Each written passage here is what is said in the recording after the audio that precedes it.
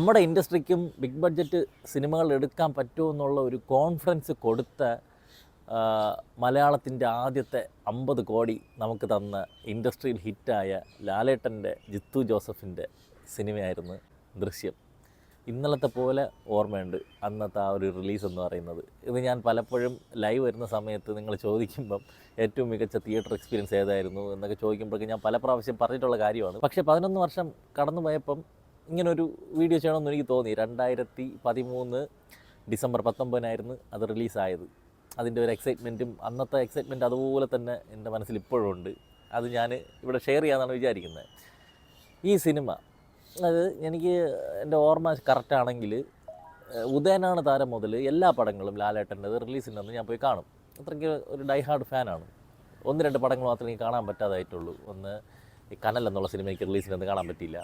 അതുപോലെ ഒരു നാൾ വരും കാണാൻ പറ്റില്ല. അത് രണ്ടും അത്രയ്ക്കും മാറ്റി വയ്ക്കാൻ പറ്റാത്ത അത്യാവശ്യങ്ങളുള്ളത് കൊണ്ട് മാത്രമാണ്. നിങ്ങൾ ജനതാ ഗ്യാരേജ് റിലീസായത് എൻ്റെ കല്യാണത്തിൻ്റെ തലയ്ക്ക് തലയുന്ന ദിവസമാണ്. അന്ന് സെക്കൻഡ് ഷോയ്ക്ക് ഞാൻ പോയി കണ്ടതാണ് ജനതാ ഗ്യാരേജ്. പിന്നെ ഈ ഗസ്റ്റ് റോളായിട്ട് വരുന്ന അങ്ങനത്തെ പടങ്ങളൊന്നും പോകാറില്ല ആ സമയത്തുള്ള ഇത് സാമ്പത്തികമൊന്നുമില്ല. പിന്നെ ഈ കനലിന് ശേഷം ഒരൊറ്റ പടം പോലും ചെറുതാ വലുതാ ഗസ്റ്റ് റോളോ ഒന്നും വിഷയമല്ല. ഒരൊറ്റ പടം പോലും ഞാൻ റിലീസിൻ്റെ അന്ന് മിസ്സാക്കിയിട്ടില്ല. ദൃശ്യം ഇറങ്ങുന്നതിന് മുമ്പ് ഇറങ്ങിയ സിനിമകളൊക്കെ എന്ന് പറഞ്ഞു കഴിഞ്ഞാൽ എനിക്ക് ഓർഡറൊന്നും കറക്റ്റ് ആവില്ല. എനിക്ക് ഓർമ്മ വന്ന ഓർഡറിൽ പറയാം. ഗീതാഞ്ജലി ഉണ്ട്, റെഡ് വൈൻ ഉണ്ട്, കർമ്മയോദ്ധയുണ്ട്, ലോക്പാലുണ്ട്, ലേഡീസ് ആൻഡ് ജെന്റിൽമാൻ ഉണ്ട്. ഈ 5 പടങ്ങളുമാണ് ഈ ദൃശ്യം എന്നുള്ള സിനിമ ഇറങ്ങുന്നതിന് മുമ്പ് റിലീസായത്. എല്ലാ റിലീസിലൊന്ന് പോയി കണ്ടു. റിലീസിലൊന്ന് കണ്ട് മനസ്സ് മടുത്തിരിക്കുന്ന സമയമായിരുന്നു. ഞാൻ അതിന് മുമ്പെയോ അത്രയും ഒരു മനസ്സ് മടുത്ത ഒരു സമയം ഉണ്ടായിട്ടില്ല. ഇപ്പം അറിയാം, ഈ മരക്കാറൊക്കെ കഴിഞ്ഞ് കുറേ കാലം ഇപ്പം നേര് വരുന്നത് വരെ ഉള്ള ഈ ഒരു കാലഘട്ടം ഇപ്പോഴത്തെ ജനറേഷനിൽ ഒരു മോഹൻലാൽ ഫാൻ എന്തുമാത്രം വിഷമിച്ചിട്ടുണ്ടെന്നുള്ളത് നിങ്ങൾക്ക് അറിയാമായിരിക്കും. ഒരു പടം നല്ലത് കിട്ടാനില്ല, ആ ഒരു അവസ്ഥ. തിയേറ്ററിൽ ഇറങ്ങണ എല്ലാം പൊട്ടിപ്പോണ്ട്. അതിൻ്റെ ഒരു പരിതാപകരമായിട്ടുള്ള വെർഷനായിരുന്നു ഈ സമയത്ത്. ഞാൻ പറഞ്ഞു, ഈ പടങ്ങളൊക്കെ കണ്ടില്ലേ, ഈ സിനിമകളൊക്കെയാണ് ലേഡീസ് ആൻഡ് ജെന്റിൽമാൻ, ലോക്പാൽ, ഇതൊക്കെ നമ്മൾ റിലീസിനൊന്ന് പോയി കണ്ട് മരിച്ചിങ്ങനെ ഇരുന്നിട്ട് വന്നിട്ടുണ്ട്. അത് മാത്രമല്ല, ഇതിനൊരു പ്രത്യേകത ഉണ്ടായിരുന്നു. ഈ 2014 ജനുവരിയിലായിരുന്നു മോഹൻലാലും വിജയും കൂടി വരുന്ന ജില്ല വരുന്നുണ്ടെന്നുള്ള ഒരു അനൗൺസ്മെൻറ്റും. ഭയങ്കര ഹൈപ്പായിരുന്നു ജില്ലയ്ക്ക്. ലാലേട്ടന് ട്രെയിലറും പോസ്റ്ററും കണ്ടു കഴിഞ്ഞാൽ മോഹൻലാൽ മീശ പിരിച്ചുമുണ്ട്, വിജയ് അപ്പുറത്ത് മോഹൻലാലിൻ്റെ കൂടെ കട്ടക്കി ശിവനും ശക്തിയും. എൻ്റെ അപ്പുറം എന്ത് വേണം? ഞാനൊരു മോഹൻലാൽ ഫാനാണ്, ഒരു വിജയ് ഫാനാണ്, എനിക്ക് ഇതിൻ്റെ അപ്പുറം എന്ത് വേണം? അതിന് വേണ്ടിയിട്ടുള്ളൊരു ഹൈപ്പായിരുന്നു. അങ്ങനെ നമ്മളെ മനസ്സിൽ ഇങ്ങനെ ഇരിക്കുകയായിരുന്നു, ജില്ല വരുന്നു എന്ന്. എൻ്റെ ഇടയ്ക്ക് നോക്കിയപ്പം അന്ന് വലിയ ജോലിയും വരുമാനമൊന്നും കാര്യമായിട്ടൊന്നുമില്ല. ഒരു ചെറിയ ജോലിയേ ഉണ്ടോ. അത് വെച്ചൊക്കെ ഈ സിനിമകളൊക്കെ കാണുന്നതെന്ന് വലിയ പാടാണ്. അന്ന് ടിക്കറ്റ് റേറ്റും വലുതായിട്ടൊന്നുമില്ല. എനിക്ക് തോന്നുന്നു 50-60 രൂപയൊക്കെ ഉണ്ടായിരുന്നുള്ളതെന്ന് തോന്നുന്നു 2013 ഈ പടം വരുന്നത് കേട്ടോ. അപ്പം ഈ 5 സിനിമകളും കണ്ട് മനസ്സ് മടുത്തിരിക്കുകയാണ്. ആദ്യമായിട്ട് ഒരു മലയാളം മോഹൻലാലിൻ്റെ പടം കാണാൻ പോകണ്ടെന്ന് ഞാൻ വെച്ചിരുന്നത് ദൃശ്യം. കാരണം ഈ പടങ്ങൾ അത്ര ട്രോമയാണ് തന്നിരുന്നത്. എല്ലാ പടങ്ങളും നമ്മൾ റിലീസിനൊന്ന് പോയി കാണുന്നു, ഇതുപോലത്തെ ഒരു ഔട്ട്പുട്ടാണ് കിട്ടിക്കൊണ്ടിരിക്കുന്നത്. ട്രെയിലറൊക്കെ കണ്ടപ്പോൾ യാതോ ഒരു കുടുംബ പടം. പോസ്റ്ററിൽ മോഹൻലാൽ മറ്റേ കുറ്റിക്കാട്ടിൽ നിന്ന് ഇങ്ങനെ എത്തി നോക്കണം, ഇതുപോലെ എത്തി നോക്കുന്ന ഒരു പോസ്റ്ററും, പിന്നെ ഈ മൺവെട്ടി എന്ന് പറയും, ഇതിങ്ങനെ വെച്ചുകൊണ്ടിരിക്കുന്ന ഒരു പോസ്റ്ററും. എന്തൊരു പടവാ ഇതൊക്കെ. പോയി തിയേറ്ററിൽ കണ്ടില്ലെങ്കിൽ എപ്പോഴെങ്കിലും ടി വിയിലൊക്കെ വരുമ്പോഴേ കാണാമെന്നുള്ള സെറ്റപ്പായി. അങ്ങനെ മടിച്ചിരുന്നു, ഈ പടം കാണുന്നില്ല എന്ന് വെച്ചിരുന്നു. റിലീസിന് നന്നായി, എല്ലാം ഈ ജില്ല എന്നുള്ള വിളിയാണ്. റിലീസിന് നന്നായി. രാവിലെ പത്രം എടുത്ത് നോക്കുമ്പം അന്നൊക്കെ പത്രത്തിൽ താഴെ ഏറ്റവും ബാക്കിലത്തെ പേജുകളിലൊക്കെ സിനിമ റിലീസിൻ്റെ പോസ്റ്റർ വരും. ഇതിലിങ്ങനെ മോഹൻലാൽ ഈ നമ്മട്ടി പിടിച്ചുകൊണ്ട് ഇങ്ങനെ നിൽക്കണം. ഇന്ന് മുതൽ ഇത്രയും തിയേറ്ററിൽ, തിരുവനന്തപുരത്ത് ശ്രീകുമാറിൽ മാത്രം. മോഹൻലാലിൻ്റെ പടം റിലീസിൻ്റെ അന്ന് എത്ര വർഷങ്ങളുണ്ടുള്ള പഴക്കമെന്നറിയാമോ? മോഹൻലാലിൻ്റെ പടം ഏകദേശം ഒരു 8-9 വർഷമായിട്ട് ഞാൻ കണ്ടിന്യൂസ് ആയിട്ട് കണ്ടുകൊണ്ടിരിക്കുകയാണ്. മോഹൻലാലിൻ്റെ പടം ഇറങ്ങിയിട്ട് ഞാൻ പോകാതെ ഇരിക്കുന്നു ജീവിതത്തിൽ ആദ്യമായിട്ട്. എനിക്കത് അപ്പോഴേക്കും എനിക്ക് ഭയങ്കര ഇതായി. ഇല്ല, പോവാം, എന്തെങ്കിലും ആവട്ടെ, എത്രയും വധം പടം കണ്ടിരിക്കണം, പോയി കണ്ടുപോകാം. എൻ്റെ ഒരു കൂട്ടുകാരനെ വിളിച്ച്, വിഷ്ണു എന്ന് പറയും, അവനെ വിളിച്ചുകൊണ്ട് നമ്മൾ ട്രെയിൻ കയറി തിരുവനന്തപുരത്ത് പോയി ശ്രീകുമാറിൽ. 11 മണിക്കോ 11:15 11:30 അങ്ങാണ്ടുമായിരുന്നു ഷോ, ആദ്യത്തെ ഷോ. അതാണ് ആദ്യത്തെ ഷോ. ഈ ഷോയ്ക്ക് രാവിലെ കയറി. തിയേറ്ററിൽ പകുതി പേരേ ഉള്ളൂ ഫാൻസ്. ഒരു ഹൈപ്പൂല ഒന്നുമില്ല, ആർക്കും വേണ്ട അങ്ങനത്തെ ഒരു ഇത്. ജിത്തു ജോസഫ് മെമ്മറീസ് ഉണ്ടെങ്കിൽ പോലും അങ്ങനെ ഒരു ഭയങ്കര ഒരു ഇതായിട്ടില്ല, ബ്രാൻഡായിട്ട് മാറിയിട്ടില്ല എപ്പോഴും. ഇങ്ങനെ തുടങ്ങി പടം, ഇങ്ങനെ തുടങ്ങി ഫാമിലി പടം, കുഴപ്പമില്ല, രസമുണ്ട്. മുമ്പത്തെ ഈ 5 അപരാധങ്ങളെ അപേക്ഷിച്ച് ബെറ്ററാണ്, അങ്ങനെ തോന്നിയോളൂ ആദ്യം. മുമ്പത്തെ ഈ 5 പടങ്ങളെ അപേക്ഷിച്ച് ബെറ്റർ കണ്ടുകൊണ്ടിരിക്കുക. കോമഡിയൊക്കെ ഉണ്ട്, കുറുമ്പൊക്കെ ഉണ്ട്, പഴയ മോഹൻലാലിൻ്റെ ചെറിയ സാധനങ്ങളൊക്കെ ഉണ്ട്. ഓക്കെ. പിന്നെ ഈ ഇൻ്റർവൽ ബ്ലോക്ക് എത്തിയപ്പോൾ ഈ മീനയുടെ സീനുണ്ടല്ലോ, അവന് വരുണുമായിട്ടുള്ള മീനയായിട്ടുള്ള അതൊക്കെ ഇപ്പോൾ ക്രിഞ്ചായിട്ട് തോന്നി.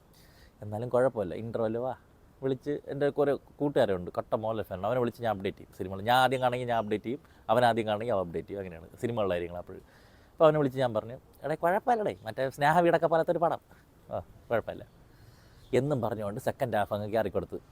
സെക്കൻഡ് ഹാഫ് എടേ എന്ന് പറഞ്ഞാൽ ഇങ്ങനെയാണ് സെക്കൻഡ് ഹാഫ് പോകണം. ഒരു സീനിൽ നമുക്ക് ഭയങ്കര ആശ്വാസമാവും. അപ്പോഴൊക്കെ ഈ തിയേറ്റർ മൊത്തം ഈ ശ്വാസപ്പെടുന്ന ശബ്ദം നോക്കിയേക്കാം, ഒരു ദീർഘനിശ്വാസം അങ്ങ് പോകും. അടുത്ത സെക്കൻഡ് വീണ്ടും നമുക്ക് സീറ്റ് അടിച്ചാവും, ടെൻഷനാവും. പിടിക്കും തീർന്നു എന്നുള്ള സെറ്റപ്പ് വരുമ്പോഴേക്കും വീണ്ടും ഒരു റിലീഫ്. അതിൽ നിന്ന് രക്ഷപ്പെടുമ്പോൾ അടുത്ത കുരുക്ക് വരും. ഇങ്ങനെ തന്നെ ഇതിങ്ങനെ കയറി സിനിമ പോവേണ്ട കേട്ടോ. സിനിമ ഇവിടെ നിന്ന സിനിമ ഇങ്ങനെ ബിൽഡ് ചെയ്ത് പോടി. ഇടയ്ക്ക് എങ്ങോട്ടടാ പോണത്? ഇത് ഒരു പ്രതീക്ഷയില്ലാതെ വന്ന് കണ്ട സിനിമ, ഒരു കുടുംബ ഒരു സിനിമയായിട്ട് പോലും അങ്ങനെ ഒരു ഇതുമില്ല വന്നത് കണ്ടിത്. എങ്ങോട്ടടാ ഈ പോള്? ഇതിങ്ങനെ കയറി സീറ്റ് അടിച്ചെന്നൊക്കെ പറഞ്ഞാൽ മോനെ എനിക്കത് പറഞ്ഞ് ഫലിപ്പിക്കാറിഞ്ഞൂടാ. അമ്മാതിരി ഇങ്ങനെ ഇരിക്കും നമ്മൾ പടം കണ്ട് തടിച്ചിരിക്കും. അവസാനം മോഹൻലാൽ കുന്നിൻ്റെ മണ്ട വെച്ച് മാപ്പൊക്കെ പറഞ്ഞ് എനിക്ക് ക്ഷണിക്കപ്പെടാത്തൊരു അതിഥി എന്നൊക്കെ പറയുമ്പോഴേക്കും ഫുൾ സാറ്റിസ്ഫാക്ഷൻ. നല്ല സിനിമ, കിടിലം പടം, ഇതിനപ്പുറം ഒന്നും വേണ്ട, സെറ്റ്. ലാലേട്ടൻ്റെ തിരിച്ചുവരവെന്നാണ് എല്ലാവരും അവിടെ കിടന്ന് വിളിച്ചത്. ലാലേട്ടൻ തിരിച്ചു വന്നു, നമ്മുടെ ലാലേട്ടനെ തിരിച്ചു കിട്ടി, ഇങ്ങനെയൊക്കെയാണ് വിളിച്ചുകൊണ്ടിരുന്നത്. ഇതിൽ ആ സീൻ കഴിഞ്ഞപ്പോഴേക്കും പണം തീർന്നെന്നാണ് നമ്മൾ വിചാരിച്ചത്.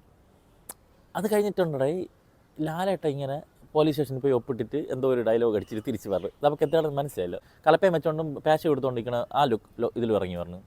എന്താണ് സംഭവം? കത്തിയില്ല, കലങ്ങിയില്ല. ഈ സീനും കാണിക്കണം, ആ സീനും കാണിക്കണം, ഈ സീനും കാണിക്കണം, ആ സീനും. ഈ സീനിൽ ഇറങ്ങി വരുമ്പോൾ പോലീസ് സ്റ്റേഷനിലെ ബോർഡ് കണ്ട് പഴയ സീനിൽ പോലീസ് സ്റ്റേഷന് വേണ്ടിയിട്ട് കൺസ്ട്രക്ഷൻ നടക്കുന്നതാണെന്നുള്ളൊരു ബോർഡും കൂടി കണ്ടപ്പം ഒരു സെക്കൻഡ് ഈ ഫ്ലാഷ് അടിച്ച് സംഭവം ഇങ്ങനെ കത്തി. ഇതാണ് സംഭവം. പോലീസ് സ്റ്റേഷനിൽ കുഴിച്ചിട്ടിരിക്കുകയാണെന്ന് പറയുമ്പോൾ ഉണ്ടായ ഒരു ഗൂസ് ബംസ്. എൻ്റെ പൊന്നോടെ കിളി 4 സൈഡും അങ്ങ് പോയി. പിന്നെ ഒരു ട്രാൻസ് അവസ്ഥയിലാണ്. പിന്നെ പരിസരബോധമില്ല. ഇതുവരെ അപ്പോഴേക്കും ഫുൾ അതുവരെ നമ്മളിങ്ങനെ ഇരിക്കണം. ആ ഒരു കംപ്ലീറ്റ് സാധനം കംപ്ലീറ്റ് ആ ഒരു ഇത്രയും നാളും മോഹൻലാലിൻ്റെ ഒരു ലാലേട്ടൻ ഫാൻ എന്ന നിലയ്ക്ക് ഒരു സിനിമ കാണാൻ കണ്ട് കിട്ടാത്ത ഒരു സാധനം അവസാനം കിട്ടിയെന്ന് അറിഞ്ഞപ്പോൾ ആ ഒരു സീൻ അതുവരെയും ഓക്കെ കിട്ടില്ലം പടം എന്നുള്ള സെറ്റപ്പായിരുന്നു. ഈ ഒരു മൊമെൻറ്റ് അന്ന് ആ ഷോ കണ്ടിട്ടുള്ള ആരെങ്കിലും ഈ വീഡിയോ കാണണമെങ്കിൽ നിങ്ങൾക്ക് മനസ്സിലാവും ഞാൻ എന്താണ് എൻ്റെ ആ സമയത്തുള്ള ഒരു അവസ്ഥ എന്നുള്ളത്. ആ ഒരു മൊമെൻറ്റ് ഇറ്റ് വാസ് എനിക്ക് ജീവിതത്തിൽ ഒരിക്കലും മറക്കാൻ പറ്റത്തില്ല. അത്രയും ഒരു ഗൂസ് ബംസിൻ്റെ അങ്ങേയറ്റം സാധനമായിരുന്നു. എൻ്റെ കിളി അങ്ങ് പോയി, റിലേ പോയി, പിന്നെ പരിസരബോധമില്ല, കംപ്ലീറ്റ് കൺട്രോളും പോയി. അവിടെ ഇരുന്ന എല്ലായിടത്തിനും കംപ്ലീറ്റ് കൺട്രോളും പോയി. പിന്നെ അങ്ങോട്ട് ഒരു ഇതായിരുന്നു. അങ്ങോട്ട് വെളിയിൽ ഇറങ്ങി അവിടെ ചെണ്ടയൊക്കെ അതോ ഫാൻസ് സെറ്റ് ചെയ്ത് വെച്ചിട്ടുണ്ടായിരുന്നു. ആ ചെണ്ടയുടെ കൂടെ ഡാൻസ് കളിച്ചിട്ട് അവിടെ നിന്ന് ഓവർ പിടിച്ച് ഒരു മണിക്കൂർ നിന്ന് ഡാൻസ് കളിച്ച് ഭയങ്കര വേവായിരുന്നു ഇങ്ങനെ ഒരു പടം കിട്ടാൻ വേണ്ടിയിട്ട്. അതൊട്ടും പ്രതീക്ഷിക്കാതെ അത് എനിക്ക് ഇനി എത്ര സിനിമ ഞാൻ തിയേറ്ററിൽ ഇപ്പോൾ കണ്ടാലും എത്ര തിയേറ്റർ എക്സ്പീരിയൻസ് എന്ന് പറഞ്ഞാലും അതിനപ്പുറം ഒരു സാധനം എനിക്ക് കിട്ടൂലേ. അത് കിട്ടൂല എന്ന് മാത്രമല്ല, ആ സിനിമ എത്രത്തോളം വലിയ പടമാണെന്ന് നമുക്ക് പറഞ്ഞ് ഫലിപ്പിക്കാൻ പറ്റില്ല കൂട്ടുകാരുടെ അടുത്ത്. അതാണ് അടുത്ത ടാസ്ക്. ഇവിടെ കൂട്ടുകാരുടെ അടുത്ത് പറയുമ്പം കൊള്ളാം, നല്ല പടം, അവന്മാർ സ്നേഹ വീടാണ് പ്രതീക്ഷിക്കണം. അല്ല ആ സാധനം ഇതുപോലെ പറയാൻ വേറെ പടവുമില്ല. എന്ത് പറയണമെന്ന് അറിയാത്തൊരവസ്ഥ. അത് വല്ലാത്ത അവസ്ഥയാണ്. അവിടെ നിന്ന് ഞാൻ പറഞ്ഞ ഒരു ഡയലോഗാണ്, നിനക്കൊക്കെ പടം കാണണമെന്നുണ്ടെങ്കിൽ, ഈ സിനിമ നീയൊക്കെ കാണണമെന്നുണ്ടെങ്കിൽ ഇന്ന് പോയി കാണും, നാളെ മുതൽ നിനക്കൊക്കെ ടിക്കറ്റ് കിട്ടില്ല എന്ന് പറഞ്ഞു. ഇതാണ് എൻ്റെ ഞാൻ കൊടുത്ത റിവ്യൂ. ആ സിനിമയ്ക്ക് സോഷ്യൽ മീഡിയയിൽ ഞാൻ കൊടുത്ത റിവ്യൂ, ഫേസ്ബുക്കിൽ കിട്ടുന്നത് അത് തന്നെയാണ്. ഈ സിനിമ കാണണമെങ്കിൽ ഇന്ന് നീയൊക്കെ കണ്ടോ, നാളെ മുതൽ നിനക്ക് കാണാൻ പറ്റില്ല, ടിക്കറ്റ് കിട്ടില്ല. അതുപോലെ തന്നെ പോയി. ഇനി അതിൻ്റെ കൗതുകങ്ങൾ അതോടെ തീരുന്നില്ല. ആ സിനിമ ഇത്രയും ഗംഭീര സ്ക്രിപ്റ്റാണ്, ഗംഭീര ഡയറക്ഷനാണ് എന്നുള്ള ഒരു സെറ്റപ്പ് മാത്രമേ അപ്പോഴും ഉള്ളൂ. മോഹൻലാലിന് ഒരു തിരിച്ചുവരവ് കിട്ടിയൊരു സിനിമയെന്നേ ഉള്ളൂ. ലാലേട്ടൻ അത്ര രീതിയിൽ പെർഫോം ചെയ്ത് പോയി പെർഫോമർ എന്നല്ലെങ്കിൽ ലാലേട്ടൻ തകർത്ത ഒരു സിനിമയായിട്ടൊന്നും അപ്പോഴും തോന്നിയില്ല. കാരണം എനിക്ക് തോന്നിയത് ഒരു ചെറിയ എന്തോ ഒരു ഷെഡ്യൂൾ ഉണ്ടായിരുന്നു. ലാലേട്ടൻ വന്നിട്ട് വെറുതെ ഒരു വഴിപാട് പോലെ അഭിനയിച്ചെന്നാണ് തുടക്കമൊക്കെ എനിക്ക് തോന്നിയത്. വെറുതെ വന്നൊരു സിനിമയിൽ അഭിനയിച്ചിട്ട് പോകുന്നു എന്നുള്ള സെറ്റപ്പാണ്. സിനിമ കണ്ടു കഴിഞ്ഞപ്പോഴേക്കും ഭയങ്കരമായിട്ടുള്ള എക്സ്ട്രാ ഓർഡിനറി പെർഫോമൻസ് ആയിട്ടൊന്നും എനിക്ക് അപ്പോഴും ഫീൽ ചെയ്തില്ല. ഈ സിനിമകളുടെ റീമേക്ക് വന്ന സമയത്താണ് ഇവിടെ എന്തിനാണ് ചെയ്തു വെച്ചിട്ടുള്ളത് അപ്പോഴാണ് കിട്ടുന്നത്. ആ 2 സീനുകൾ ഓരോ സിനിമയിലെ സീനുകളെടുത്ത് കമ്പയർ ചെയ്ത് നോക്കണേ. നിങ്ങൾ നോക്ക്, ബാക്കിൽ തിരിഞ്ഞ് നോക്കരുതെന്ന് പറയുമ്പം മോഹൻലാൽ തിരിഞ്ഞ് നോക്കണോ വേണ്ടേന്ന് പറഞ്ഞിട്ട് തിരിഞ്ഞ് നടക്കണ സീന് ഒരാളും ചെയ്തിട്ടില്ല. കമലഹാസനെ എടുത്ത് പറഞ്ഞ പോലെ കമലഹാസനും പോലും അത് പറ്റിയിട്ടില്ല. ആ സാധനം അതാണ്, ഇങ്ങനെ തിരിഞ്ഞ് നോക്കരുത് എന്നും പറഞ്ഞുകൊണ്ട്, തിരിഞ്ഞ് നോക്കാനും തോന്നുന്നുണ്ട് പക്ഷെ നോക്കരുതെന്നും പറഞ്ഞുകൊണ്ട് ഇങ്ങനെ നടന്നു പോകുന്ന ഒരു സാധനമുണ്ട്. ആ ഒരു സാധനം അതൊക്കെയാണ് ലാലേട്ടൻ എന്ന് പറയുന്ന നടൻ്റെ ഒരു അദ്ദേഹത്തിന് മാത്രമുള്ള ഒരു പ്രത്യേകത. ബോൺ ആക്ടർ എന്നൊക്കെ നമ്മൾ പറയൂലേ. ബാക്കിയുള്ളവരെ വെച്ചൊക്കെ കമ്പയർ ചെയ്യാം. ഇവർ തമ്മിൽ എങ്ങനെയാണ്, ആ പടത്തിൽ അങ്ങനെയല്ലേ, ഈ പടത്തിൽ ഇങ്ങനെയല്ലേ, ആ പടത്തിൽ ഇയാൾ ചെയ്തത് ഇങ്ങനെ ഇരിക്കും എന്നൊക്കെ പറഞ്ഞൊക്കെ പറയാം. പക്ഷേ എൻ്റെ അഭിപ്രായത്തിൽ ലാലേട്ടൻ ഗോട്ടുണ്ടായി. ലാലേട്ടനപ്പുറം എനിക്കൊരു നടനെ ഞാൻ കണ്ടിട്ടില്ല. ഞാൻ ലോകത്തുള്ള എല്ലാ പടങ്ങളൊന്നും കണ്ടിട്ടൊന്നുമില്ല. ഞാൻ കണ്ടിട്ടുള്ളതിൽ വെച്ചിട്ട് ഇങ്ങനെ തന്നെ ഗോട്ട്.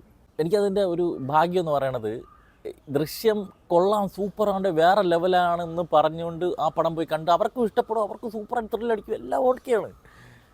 പക്ഷെ അതുപോലെ അല്ലടെ ഒരു തേങ്ങയില്ലാത്തൊരു കൂറ പടം പ്രതീക്ഷിച്ച് പോയടത്ത് ഇങ്ങനെ ഒരു സാധനമാണ് ചെയ്ത് വച്ചിക്കണേന്ന് പറഞ്ഞുള്ളത് കിട്ടുമ്പോൾ ഉള്ള ഒരു സാറ്റിസ്ഫാക്ഷനും എക്സ്പീരിയൻസ്, അത് വാക്കിലോട്ട് ഡിസ്ക്രൈബ് ചെയ്യാൻ പറ്റില്ല.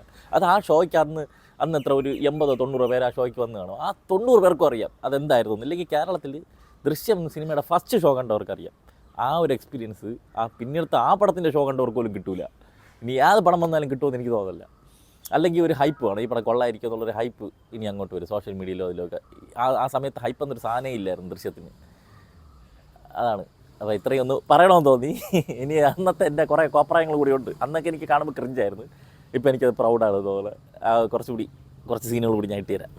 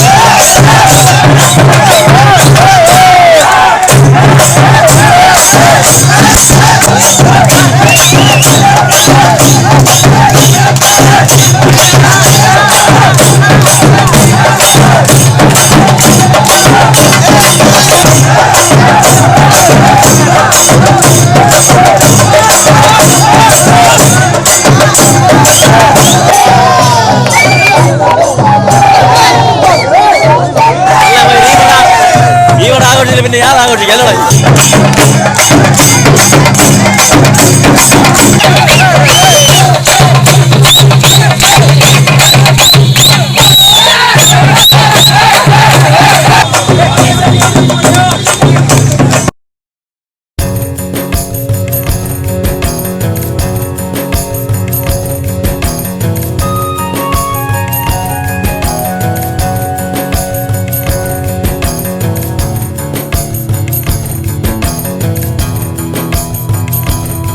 വരട്ടെ.